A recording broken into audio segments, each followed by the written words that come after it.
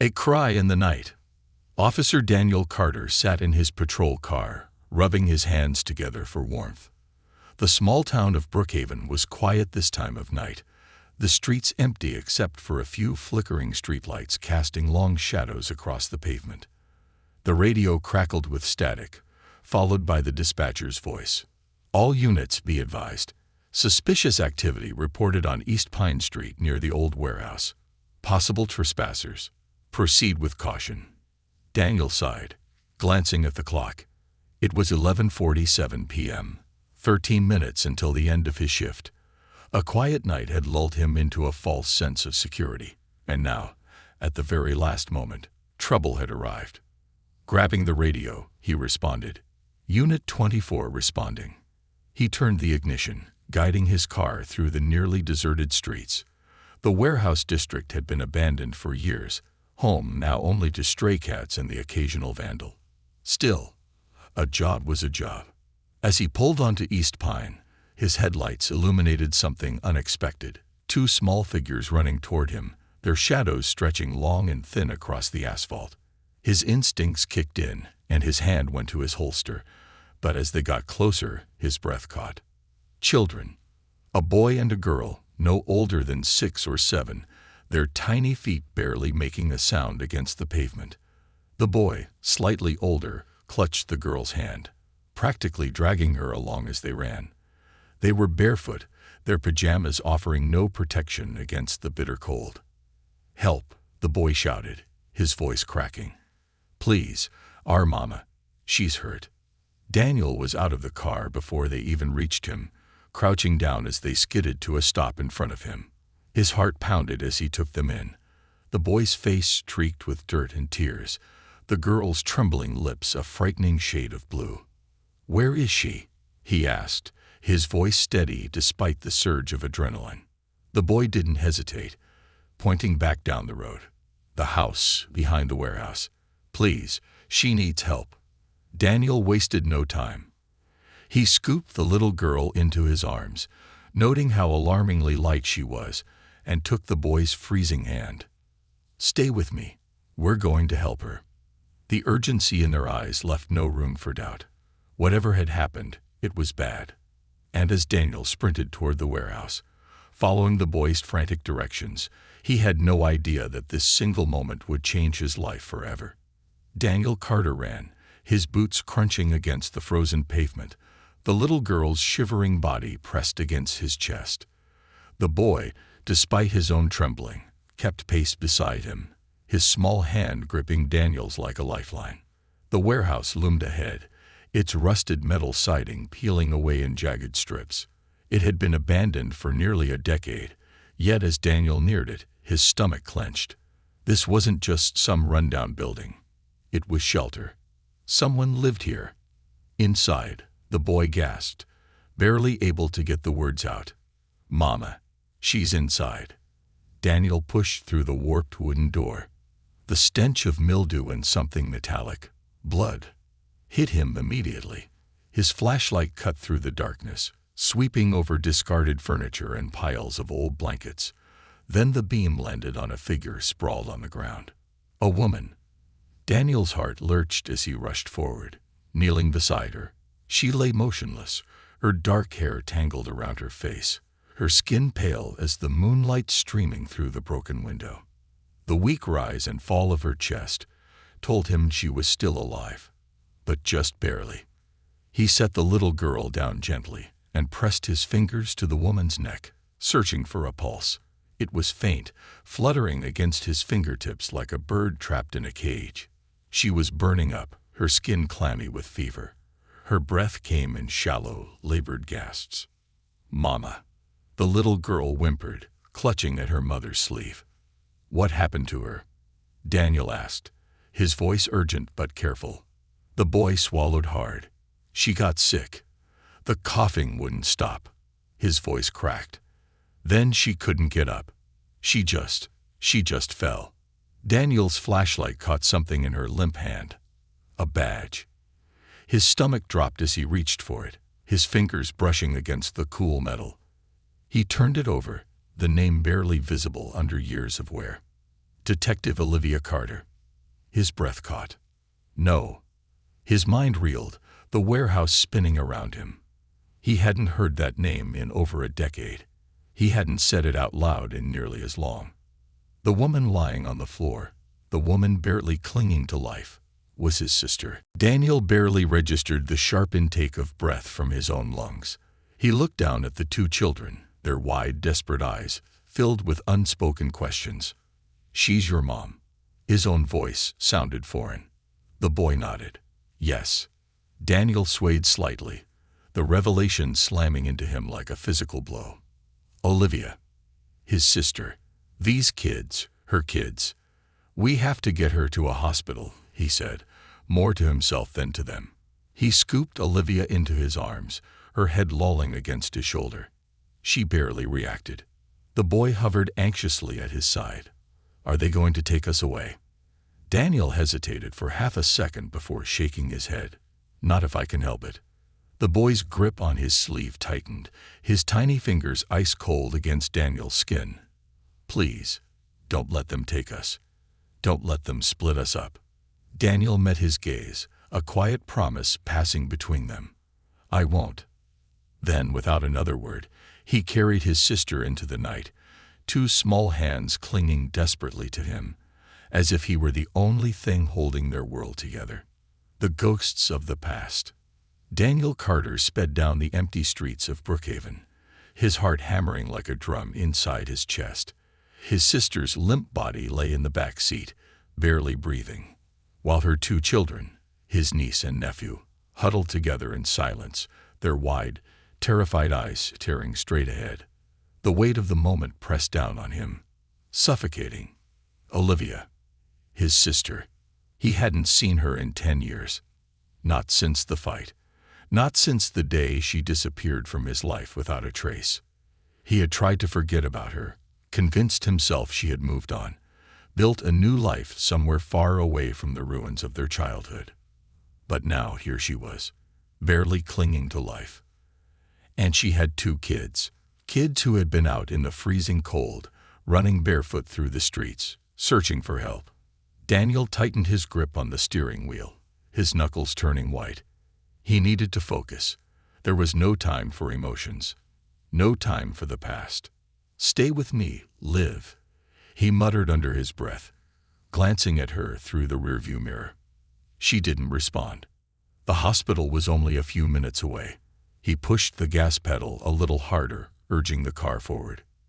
In the back seat, the boy, his nephew, clung to his sister, his arms wrapped protectively around her small frame. "Is she going to die?" The boy's voice was small, barely audible over the roar of the engine. Daniel swallowed hard. He didn't have an answer. "We're going to get her help," he said. The boy nodded, but his grip on his sister didn't loosen. The emergency room. The hospital smelled like antiseptic and stale coffee. Bright fluorescent lights buzzed overhead, making everything feel too sharp, too real. Daniel rushed through the doors, Olivia cradled in his arms. "I need help," he shouted. Immediately, nurses and doctors sprang into action. Olivia was placed on a stretcher, tubes and wires attached to her as they wheeled her down the corridor. The last thing Daniel saw before she disappeared behind the double doors was the weak rise and fall of her chest. "Are you family?" a nurse asked, clipboard in hand. Daniel hesitated. He should have said yes, but the truth was more complicated. He started, then stopped. Technically, yes, she was his sister, but they hadn't spoken in over a decade. He didn't know anything about her life, where she lived, what she had been through, why she had ended up in that freezing warehouse, barely clinging to life. "She's my sister," he finally admitted. "Her kids, they need somewhere safe to stay." The nurse frowned, glancing at the two children who stood close together, watching everything unfold with wary eyes. "Do they have any other family?" she asked. Daniel hesitated again. As far as he knew, no. Their mother had abandoned them when they were young. Their father, his father, was a ghost of a man, lost in the bottom of a whiskey bottle. Olivia had been the only one strong enough to leave, the only one brave enough to run. And now she was barely alive. "I'll take them," Daniel said before he could think better of it. The nurse pursed her lips. "Social services will have to be involved." "No," the boy said suddenly, his voice stronger this time. Daniel turned to look at him. His small hands were clenched into fists. His dark eyes, Olivia's eyes, burned with a quiet desperation. "Please," he begged, "don't let them take us." Daniel felt something deep in his chest crack wide open. "I won't," he promised. But even as he said the words, he had no idea how he was going to keep them. A stranger in their lives. The drive to his house was silent. The kids sat in the back seat, wrapped in the emergency blankets the hospital had given them. The boy, who Daniel now knew was named Eli, kept glancing at him through the mirror, his face unreadable. The girl, Maddie, had fallen asleep against her brother's shoulder, her tiny body rising and falling with each breath. They were so small, so fragile. Daniel had never been around kids before. He wasn't married, had no family of his own. His life revolved around his job, his small apartment, and the occasional drink after a long shift. Now he was bringing 2 children home with him. The thought was terrifying. His house was no place for kids. It was small, barely furnished, more of a place to sleep than a home. But what other option did he have? As he pulled into the driveway, Eli sat up straighter, his eyes scanning the house. "Where are we?" he asked. "My house," Daniel said. Eli's jaw tightened. "For how long?" Daniel exhaled, running a hand through his hair. "I don't know, kid." Eli didn't respond. A home that wasn't meant for them. The house was dark when they stepped inside. Daniel flipped on the lights, suddenly hyper-aware of how empty the place felt. No photos, no decorations, just a couch, a small dining table, and a kitchen with barely anything in the fridge. Maddie blinked up at him sleepily. "Where do we sleep?" Daniel hesitated. He only had 1 bedroom. "I'll set up the couch for you," he said.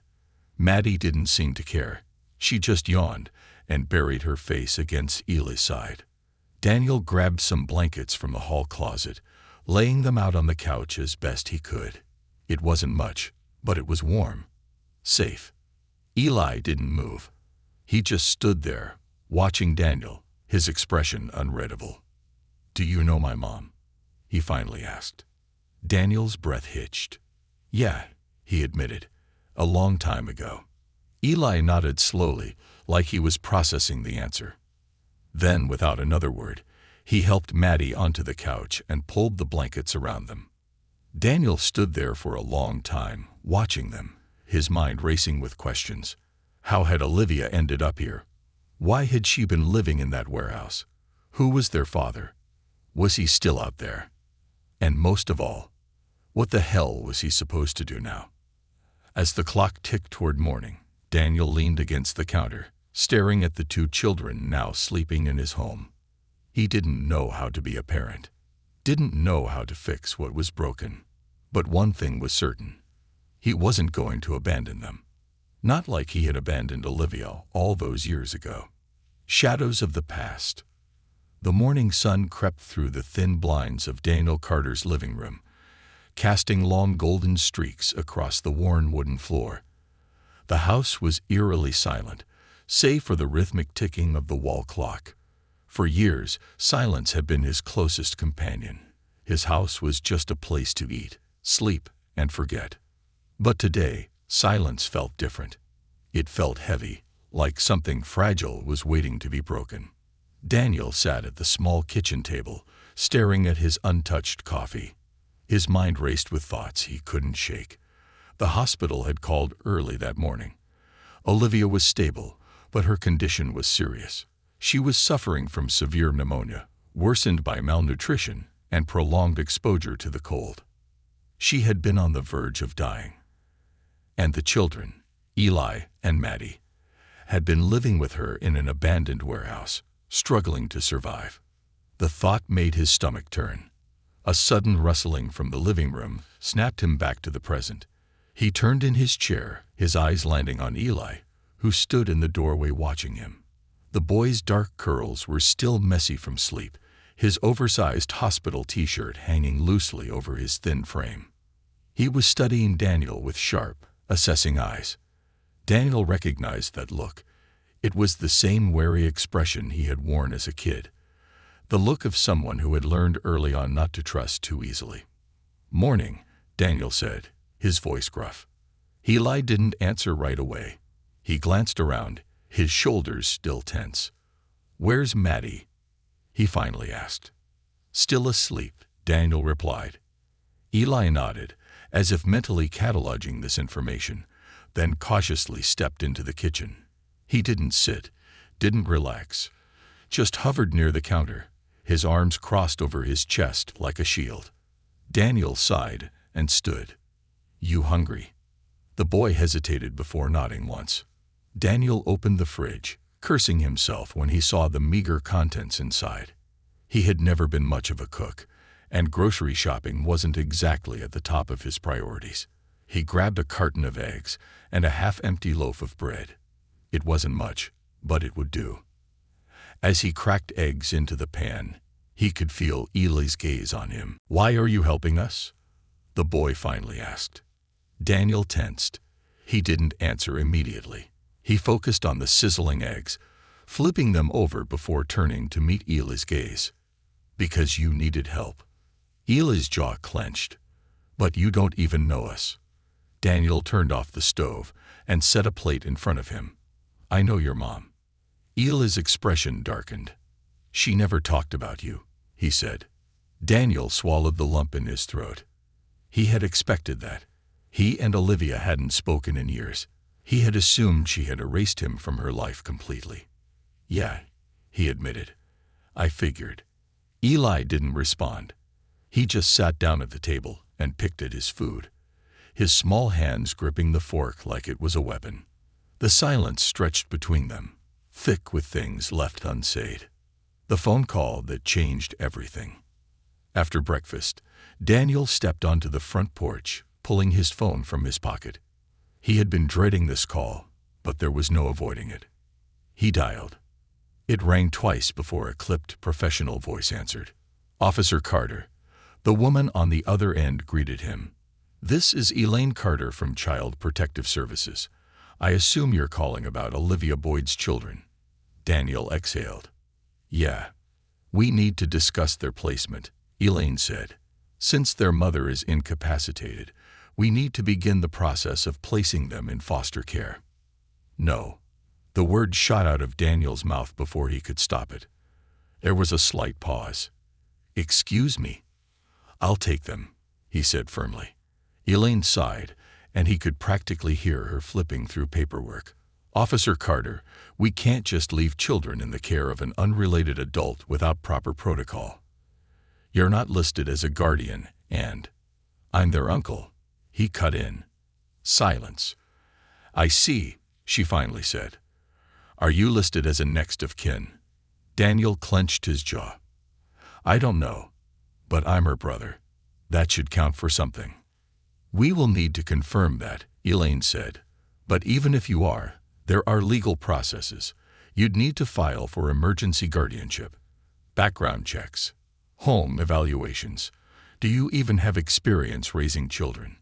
Daniel looked through the screen door, watching as Eli sat stiffly on the couch, his arm wrapped around Maddie, who was still curled up beneath a blanket.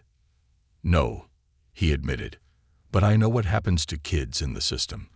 I know what it's like to be bounced around, split up." He inhaled sharply. "They're not going through that." Elaine hesitated. "This will not be easy," she said. "There are strict policies in place, and even if you're granted temporary custody, their biological father—" Daniel's blood ran cold. "Their what?" Elaine sighed. "Maddie's father is unknown, but Eli's biological father is Martin Hale. He was incarcerated for assault and domestic violence, but has recently been released on parole." Daniel's grip tightened on his phone. "Are you telling me that a man with a history of abuse could get custody of Eli? If he petitions for it, And if the court determines he's fit, yes. Daniel closed his eyes, rage simmering just beneath his skin. I need those guardianship papers, he said. Today. Elaine sighed. I'll send you the information. But Officer Carter, be prepared. This won't be a fight you can win easily. I don't care how hard it is, Daniel said. I'm not letting them go. The ghosts of their past. That night, Daniel sat on the couch, rubbing his temples as he reviewed the paperwork CPS had sent. It was overwhelming. Legal forms, requirements, background checks. He had spent his whole life enforcing laws. But right now, the law felt like an obstacle.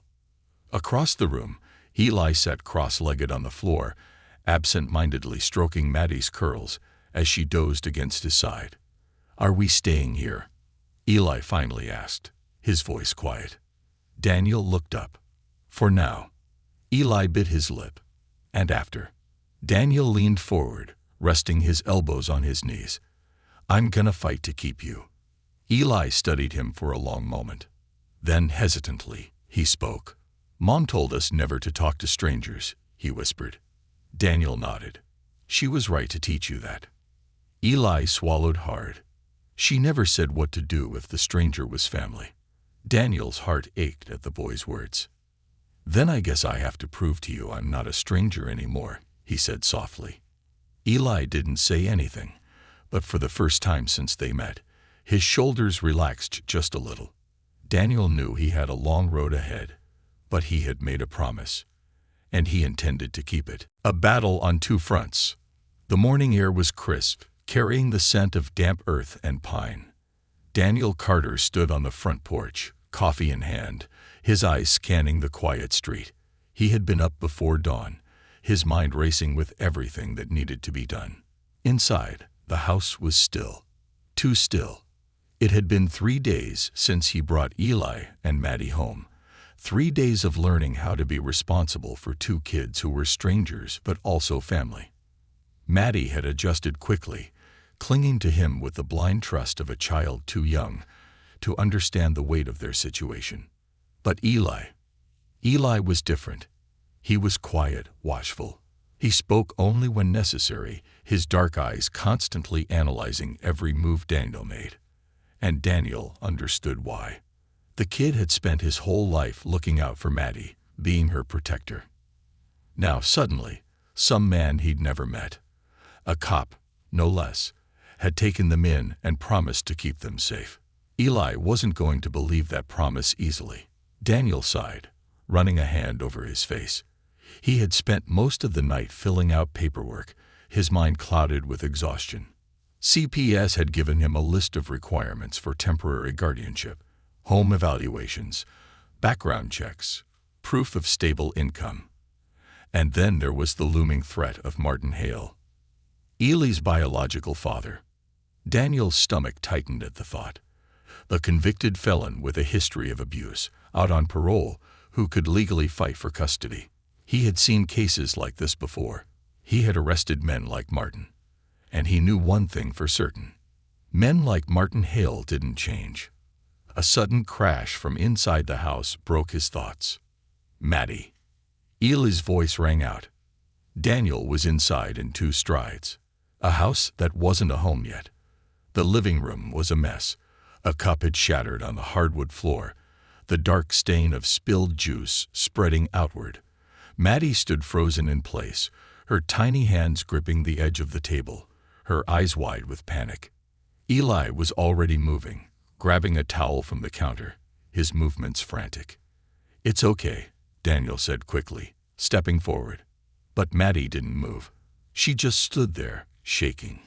Daniel's chest tightened as he realized why. She was waiting for someone to yell. She was waiting for punishment. The air in the room suddenly felt heavy. Daniel crouched down, keeping his voice calm. Maddie, it's just juice. We can clean it up. Maddie blinked at him, her small frame trembling. I didn't mean to. I know, Daniel said softly. Accidents happen. Eli was already wiping at the floor, his hands moving quickly, his shoulders tense. Daniel reached out and placed a gentle hand on his shoulder. Eli flinched.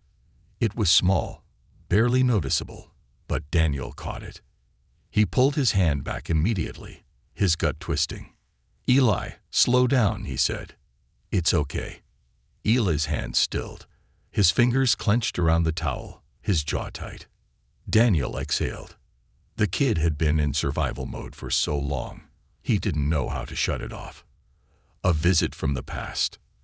That afternoon, Daniel sat in the kitchen, filling out more paperwork when a knock sounded at the door. He stiffened. No one visited him. Setting down his pen, he made his way to the front door, peering through the peephole. His stomach dropped. Elaine Carter from CPS stood on the porch, her clipboard in hand, and beside her, a man Daniel hadn't seen in 15 years. His father, a ghost from a past he had buried long ago. Daniel's jaw clenched as he opened the door. "Elaine," he greeted, keeping his voice neutral. Then he turned to the man beside her, his gut twisting. "What the hell are you doing here?" Robert Carter, once a decorated police officer, now a retired broken man, studied him with sharp blue eyes. "I heard about Olivia," his father said, his voice rough from years of whiskey and cigarettes. "And about the kids." Daniel folded his arms across his chest. "And?" His father exhaled, shifting his weight. "I want to help." Daniel let out a cold laugh. "You?" He shook his head. "You haven't cared about family in years. What's different now?" Robert's gaze didn't waver. "You're in over your head, son. You don't know the first thing about raising kids." Daniel's fingers curled into fists. "And you do." Robert didn't flinch. "I made mistakes." Daniel scoffed. "That's one way to put it." Elaine cleared her throat, cutting through the tension. "Officer Carter, we have to explore all options for guardianship." Daniel's blood ran cold. "Are you saying he can take them?" Elaine hesitated. "As their grandfather, he has a legal claim." Daniel's heart pounded. His father, or Martin Hale. Two men from a past that should have stayed buried. Daniel's hands clenched. "No," he said, his voice firm. "I won't let either of you take them." Elaine sighed. "Then you need to prove that you're the best option. A brother's regret." That night, Daniel sat alone in the dimly lit kitchen, his hands gripping his mug. His father's words echoed in his head. "You don't know the first thing about raising kids." Maybe he was right. Maybe Daniel had no idea what he was doing. But he knew one thing. He wasn't going to let those kids end up in the hands of a man who had spent more time at the bottom of a bottle than being a father. Or worse, a man like Martin Hale. He glanced at the hallway, where Eli and Maddie were asleep, and for the first time in years, Daniel found himself whispering a prayer. A prayer that he wouldn't fail them like he had failed Olivia all those years ago. The weight of the night pressed down on Daniel as he sat at his kitchen table, his hands wrapped around a now-cold cup of coffee. The conversation with his father had left his nerves frayed, his patience thin. He wasn't a man prone to anger, but tonight, fury simmered just beneath his skin. He had spent his entire life trying to escape his father's shadow. Now, Robert Carter had shown up unannounced, claiming he wanted to help. After years of silence, years of indifference. And worse, CPS was considering him as an option for guardianship. Daniel rubbed his temples, exhaustion creeping in. He had spent years arresting criminals, handling dangerous situations, standing toe-to-toe with some of the worst humanity had to offer. But raising two kids, that was a battlefield he never saw coming. The soft creak of the floor pulled him from his thoughts. He looked up to see Eli standing in the dimly lit hallway, his small frame barely visible in the shadows. "You're still up," Daniel said. Eli hesitated before stepping into the kitchen, his hands shoved deep into the pockets of his too big pajama pants. "You're mad." Daniel let out a breath. "Not at you." Eli shifted, eyes scanning the table, lingering on the stack of legal documents. "I heard you talking to the lady," Eli said carefully. "She said we might have to live with that man." Daniel tensed. He had hoped Eli hadn't overheard that. "That's not happening," Daniel said firmly. Eli's jaw tightened. "You can't stop it, can you?" Daniel stared at him. He wasn't going to lie to the kid. "I'm going to try." Eli crossed his arms. "Trying isn't the same as stopping." Daniel exhaled, leaning forward. "I know you don't trust me yet. I get it. But I swear to you, I won't let anyone take you and Maddie away. Not my father. Not Martin Hale. No one." Eli watched him carefully. "How do I know you won't change your mind?" Daniel's gut twisted. "Because I already left once," he admitted, "and I'm not making that mistake again." For the first time, something in Eli's eyes shifted. Not trust. Not yet. But maybe the first flicker of hope. Eli nodded once, then turned and walked back to his room. Daniel sat in the quiet kitchen, staring at the empty doorway. The war for these kids had already begun, and he intended to win. The next morning, a plan in motion. By the time the sun rose, Daniel had made his decision. If CPS needed proof that he was the best option for Eli and Maddie, he would give them that proof. And if Martin Hale was truly coming for his son, Daniel needed to be ready. After making sure the kids were still asleep, he grabbed his phone and dialed the only person who could help. The line rang twice before a familiar voice answered. "Carter, I assume you're calling because you're in deep trouble." Daniel smirked. "Good morning to you too, Mike."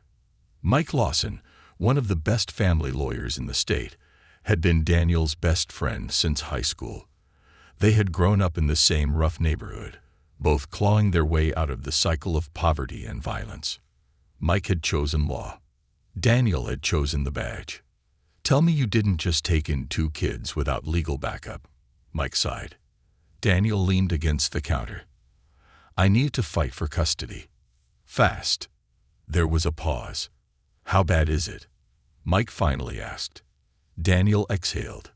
"CPS is involved.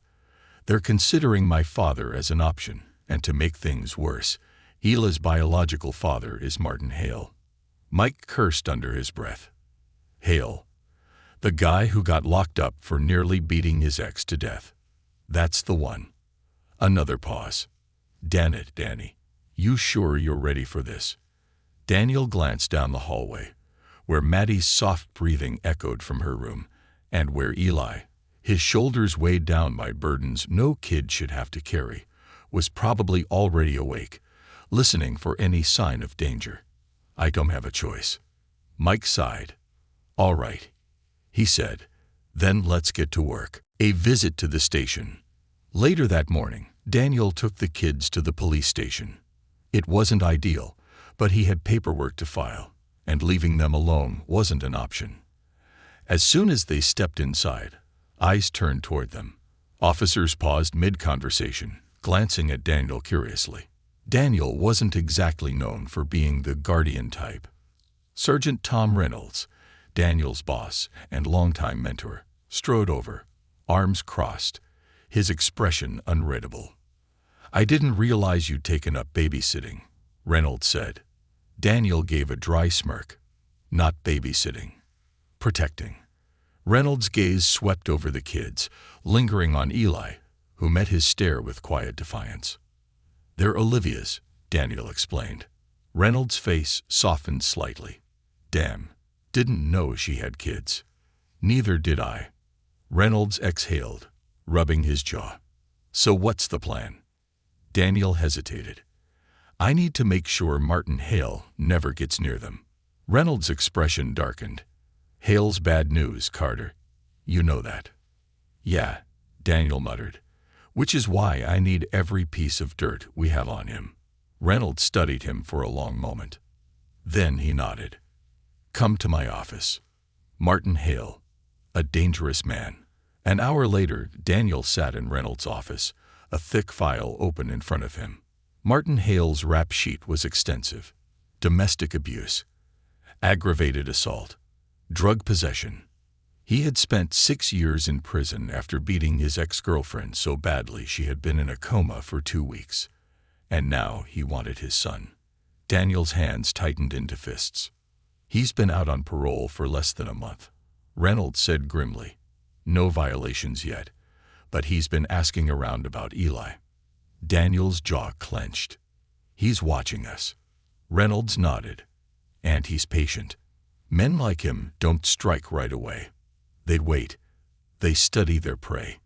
Daniel exhaled, his pulse pounding. We can't let it get that far. Reynolds leaned back in his chair. What's your plan? Daniel's mind was already racing through possibilities. I need an emergency restraining order against him, he said.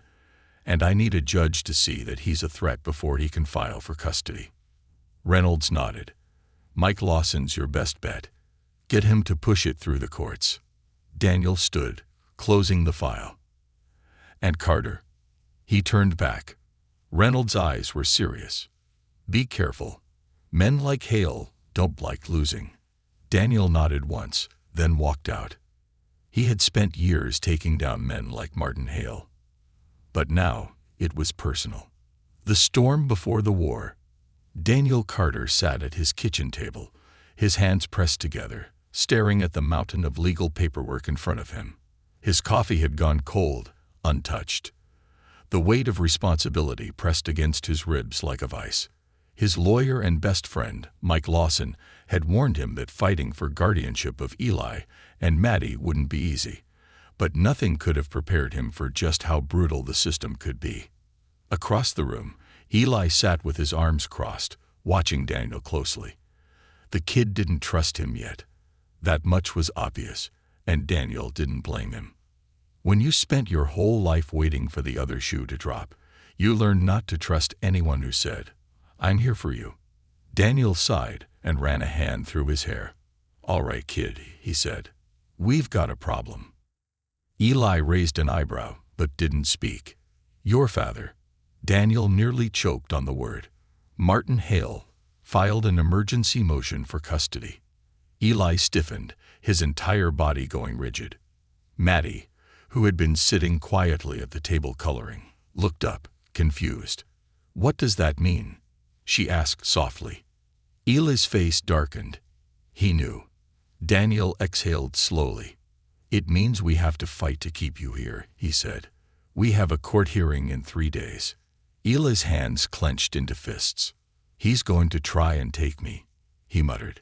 Daniel didn't sugarcoat it. Yeah. Maddie's lower lip trembled, and she looked at Eli, panic creeping into her expression. He's bad, she whispered, barely loud enough to hear. Eli pulled Maddie close, rubbing her back, trying to soothe her the way a parent would, the way he had been forced to do for as long as he could remember. Daniel's heart clenched. Listen to me, he said, leaning forward. I need you to tell me everything you remember about him. Everything Olivia ever told you. Eli swallowed hard. Mom never talked about him, he admitted. Not really, just that he was dangerous. That if he ever found us, we had to run. Daniel nodded, his mind already racing. Did she ever file for full parental rights? Did she have a restraining order? Eli shrugged. I don't know. We moved a lot. She didn't want anything on paper. That was bad. Without legal documents proving Hale had no claim over Eli, this was going to be a war. Daniel sighed and pushed back from the table. All right. I need to make a few calls. An old enemy resurfaces. The police station was buzzing with the usual chaos. Phones ringing, officers exchanging paperwork, conversations murmuring in the background. Daniel strode straight toward Sergeant Tom Reynolds' office. Reynolds looked up as soon as Daniel walked in. Carter, he greeted, rubbing his temples. I assume this isn't a social call. Hale filed for custody, Daniel said flatly. Reynolds cursed under his breath. I need more on him, Daniel continued. Anything we can use to prove he's a threat. Reynolds sighed and opened a thick file on his desk. Hale's record is bad, he said, but he's been playing it smart. Since getting out on parole, he hasn't violated any terms. No arrests. Nothing that legally stops him from getting custody. Daniel's stomach twisted. But you and I both know men like him don't change, Reynolds added. Daniel exhaled sharply. We need something. Anything. Reynolds hesitated. Then, slowly, he slid another folder across the desk. We got an anonymous tip last week, Reynolds said. Hale's been seen with some very bad people, drug dealers, a known trafficker. Daniel flipped through the documents. Is this enough to bring him in? Reynolds shook his head. Not yet, but if you can get Eli to testify, tell the court what kind of man Hale really is. Daniel frowned. Eli was already carrying the weight of the world on his shoulders, asking him to stand in front of a judge and relive his trauma. Daniel clenched his jaw. There had to be another way. The first strike. That night, Daniel stood on his porch, phone pressed to his ear. Mike's voice was tense. I'll do everything I can to fight this in court, but if Hale shows up looking clean, plays the changed man card, the judge might grant him visitation. Daniel's grip on the phone tightened. No. Daniel. I said no, Mike. That man is not getting anywhere near these kids. A pause.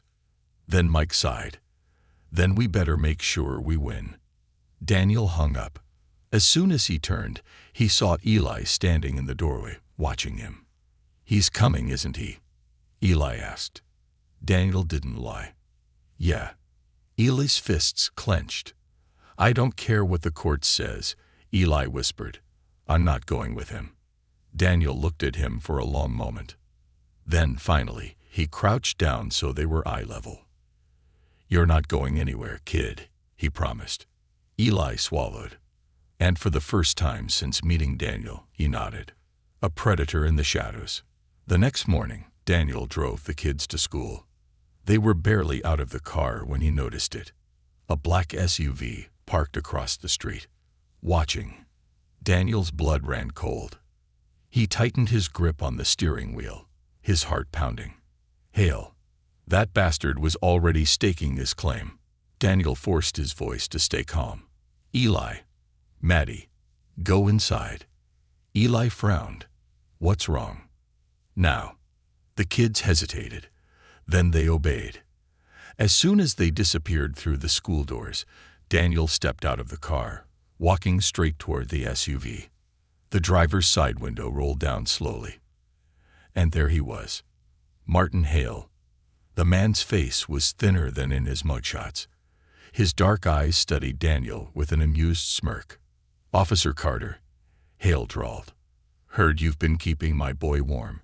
Daniel clenched his jaw. Stay away from them, he warned. Hale's grin widened. You don't get to make that decision, cop. Daniel stepped closer, lowering his voice.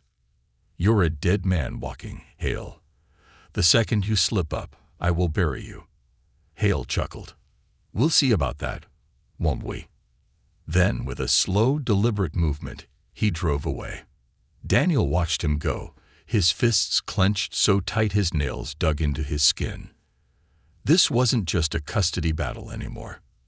This was war. And he would do whatever it took to protect those kids, even if it meant breaking the law to do it. Lines in the sand. The black SUV had vanished, but its presence lingered like a stain on Daniel's mind. He stood frozen in place, hands clenched, watching the empty street where Martin Hale had disappeared. He had dealt with criminals like Hale before, men who thrived on fear, who played the long game. Men who knew how to manipulate the system, how to present themselves as reformed, while still being monsters underneath. But this time, it wasn't just another case. This time, the people Hale wanted to hurt were in Daniel's home. This was his fight. He turned back to the school, scanning the entrance. Eli and Maddie were safely inside, unaware of the war brewing in the streets. Daniel let out a slow breath, forcing himself to think. He needed a plan. Fast. Building a defense. By the time he got back home, Mike Lawson was already waiting for him, briefcase in hand, his expression grim. I pulled every favor I could, Mike said as soon as Daniel stepped inside. We have a court date set, but it's not in our favor. Daniel tossed his keys on the counter. How bad? The judge assigned to the case, Davenport. He's known for favoring biological parents, especially fathers trying to reform. If Hale plays the redemption card, we're screwed. Daniel paced the room, his mind racing. What about his criminal record? It'll help, but it's not enough, Mike admitted. We need something that proves he's still a threat. Without that, the judge might allow supervised visitation, and once Hale gets a foot in the door, it's only a matter of time before he pushes for full custody. Daniel's jaw tightened. Then we make sure that never happens. Mike sighed, rubbing his temples. Danny, I need you to be smart about this. You go vigilant on this guy, and it'll backfire. You'll lose custody before you even have it. Daniel exhaled sharply. He knew Mike was right, but playing by the rules had never protected people from monsters like Hale. And Daniel wasn't willing to lose. A child's nightmare. That night, Daniel sat in the living room, staring at the flickering glow of the security monitors he had installed earlier that day. He had cameras covering the front door, the backyard, and the street outside. If Hale came sniffing around, Daniel would know. A soft whimper broke through the quiet. Daniel's head snapped up. He followed the sound down the hall, stopping in front of Eli and Maddie's room. The door was cracked open, just enough for him to see inside. Eli was sitting up in bed, drenched in sweat, his small body shaking. Daniel hesitated before stepping inside. Eli? The boy flinched but didn't look at him. His breathing was shallow, his hands gripping the blanket tight enough to turn his knuckles white. Daniel recognized the signs immediately. A panic attack. He had seen the same reaction in officers who had been through hell, in himself years ago, after the worst nights on the force. He crouched down beside the bed. Hey kid, he said softly. Look at me. Eli's breathing hitched. You're safe, Daniel murmured. Just breathe. In through your nose, out through your mouth. Eli's lips parted, struggling to follow the command. Daniel held out his hand, palm up. Squeeze my hand when you breathe in, he instructed. Let go when you breathe out. The boy hesitated. Then slowly, tentatively, he placed his small hand in Daniel's. Together, they breathed. One breath at a time. Until Eli's body stopped shaking. Until his fingers finally uncurled from the blanket. Daniel didn't say anything. He just sat there, letting the silence settle between them. Finally, after what felt like forever, Eli spoke. He used to lock me in a closet when I cried. Daniel's chest went tight. Hale. Eli nodded, his eyes dull and distant. I wasn't allowed to make noise, the boy whispered. If I did, he'd make it worse. So I had to be quiet, even when I was scared. Daniel swallowed the burning anger rising in his throat. He's never touching you again, Eli. His voice was low, firm. A promise. The boy didn't respond, but for the first time, he didn't pull away when Daniel placed a hand on his shoulder. A trap set in motion. The next morning, Daniel made a decision. If the system wouldn't protect Eli and Maddie, then he would. Even if it meant breaking the rules. He picked up his phone and dialed the one person who could help him cross the line. The voice on the other end answered immediately. Carter, came the gruff reply. Daniel leaned against the counter, eyes dark. I need a favor. What kind of favor? Daniel's grip on the phone tightened. I need you to dig up every illegal thing Martin Hale has done since he got out of prison. Every violation, every shady deal. I don't care if I have to bend the law. I need something to take him down. The man on the other end was silent for a long moment. Then, consider it done. Daniel hung up, his jaw set. The court wanted proof that Hale was still a danger. Daniel would give them proof, even if he had to bury the bastard himself. The predator shows his teeth. That afternoon, as Daniel pulled up to the school to pick up the kids, his pulse kicked up hard. The black SUV was back, parked across the street. Daniel gritted his teeth, his hands tightening on the wheel. This time, Hale wasn't alone. A man stood outside the vehicle, casually smoking a cigarette. His eyes were locked on the school entrance. Daniel's entire body went cold. Hale wasn't just watching. He was hunting. Daniel didn't hesitate. He threw the car into park and stepped out, moving fast. Hale's guy noticed him too late. Daniel slammed him against the SUV, pinning him in place with one arm while drawing his badge with the other. "You got 3 seconds to tell me why you're watching those kids," Daniel growled, pressing him harder against the car. The man smirked, unfazed. "Just delivering a message." Daniel's stomach dropped. "What message?" The man grinned. "Too wide, too pleased." "Hale says it doesn't matter what the court decides," he said smoothly. "He's getting his kid back, one way or another." A slow, dangerous fire ignited in Daniel's chest. "You tell Hale something for me," he murmured. The man cocked an eyebrow. "Tell him that if he so much as breathes near those kids again." Daniel's voice dropped to a lethal whisper. "I will end him." The man's smirk faltered. Daniel let him go, stepping back as he stumbled toward the SUV. "You're playing a dangerous game, cop," the man muttered, rubbing his shoulder. Daniel didn't blink. "So is he." The SUV peeled away. Daniel stood there, his breath steady, his fists clenched. Martin Hale had made his move. Now it was Daniel's turn. And he wasn't playing fair anymore. The war ends tonight. The black SUV had disappeared down the street, but Daniel Carter knew this wasn't over. Hale had made his move, which meant Daniel had to make his. As he stood outside the school, his heart pounded with a single, undeniable truth. This wouldn't be settled in a courtroom. Hale wasn't a man who played by the rules. And neither was Daniel. This was going to end tonight. A dangerous call. Back at the house, Daniel locked every door and window, checking the security cameras for any sign of movement outside. Eli and Maddie sat on the couch, huddled close. Eli was watching him. The boy had always been sharp, always paying attention. He knew something was about to happen. "You're going after him, aren't you?" Eli finally said. Daniel didn't answer. He didn't have to. Eli's fists clenched. "He won't stop. You know that, right?" Daniel crouched in front of him, steadying his voice. "I know, but I'm going to make sure he never comes near you again."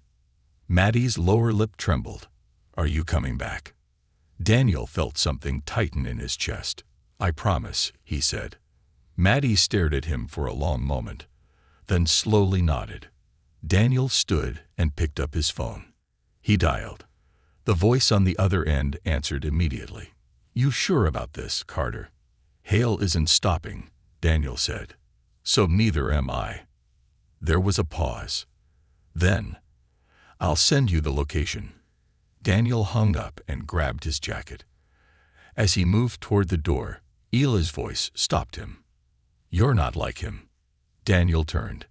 Eli's hands were shaking, but his eyes were firm. "You're not like him," he repeated. Daniel exhaled.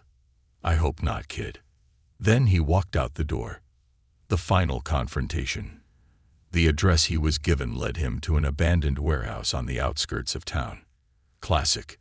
Hale wanted him alone. That was fine. Daniel wanted the same thing.